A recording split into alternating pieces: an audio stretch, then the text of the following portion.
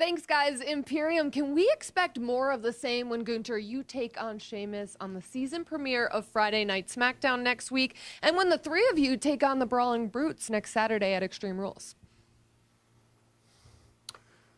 Sheamus got what he deserved tonight. He did exactly what a low-class man like him would do.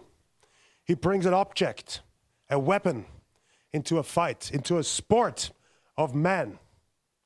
So next week, I'm going to do exactly the same as I did in Cardiff. I'm going to humiliate, I'm going to expose Sheamus for the final time. And the real disgrace is what takes place the day after.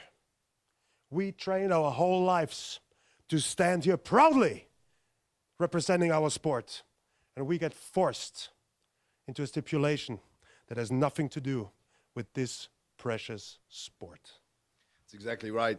That match next week is 100% a disgrace.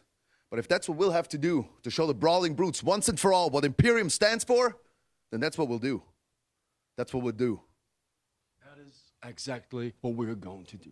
First, the Ring General Gunther is going to defend his WWE Intercontinental Championship successfully against Sheamus. And only one day later, at Extreme Rules, we're going to make each and every one of the Brawling Brutes disappear.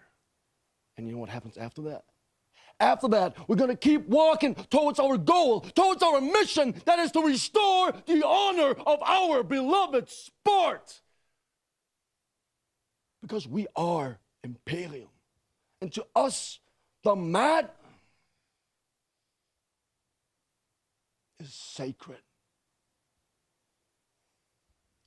Gentlemen, thank you so much for the time. Best of luck next week, and we will send it back to you guys in the studio. Thanks so much, guys. And yes, it has been made official. Next week, Ricochet will have a match against Solo Sikoa. Solo, what should we expect next week when you take on Ricochet?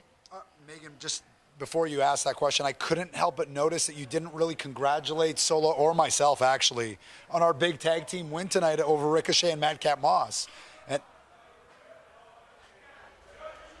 okay, good. Jay Uso's here, good. Good. You know what? When it comes to the bloodline, this is good. The more the merrier, because it shows a united front, right?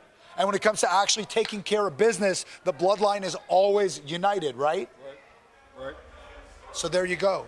So even if people want to, whisper about potential tension within the bloodline, even if it's only coming from one direction, okay, none of that really matters. Because when it comes to taking care of business, the bloodline handles business. And next week, Solo will handle bloodline business when he bodies Ricochet. Right? I don't think there's much more to be said than that. We're good. We good? We good. Right. Dog, was he like that when you were growing up? Because he is like at a 10 with me all the time. Seriously, if he was like that with you growing up, that's a lot.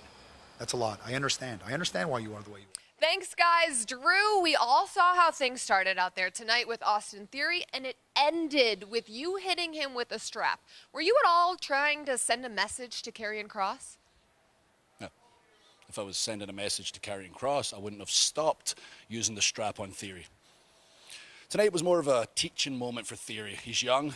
He makes mistakes. I made mistakes when I was younger too, and tonight he learned that you don't run your mouth about Drew McIntyre, or you suffer the consequences. And if you bring your friends along, it just so happens I've got friends too.